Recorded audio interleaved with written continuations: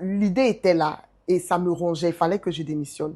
Et vraiment, on va pas dire que ça a été sur un coup de tête, mais quand j'étais en chemin vers le travail, la voix était dans la tête. Il faut absolument que tu partes. Et c'est aujourd'hui. Donc, je suis arrivée au bureau, machinalement. J'ai demandé à mon assistante dans le temps, OK, la stagiaire, est-ce que je peux avoir un stylo, une feuille?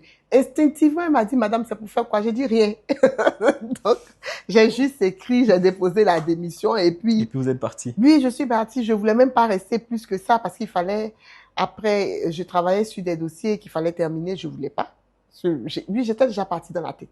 Et quand je suis arrivée chez moi, je crois que la première des choses que je me suis dit, j'ai dit, mais tu as démissionné.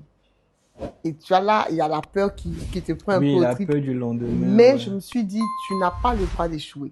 C'est-à-dire que quel que soit ce qui arrive, tu as fait le pas, tu ne repars pas en arrière.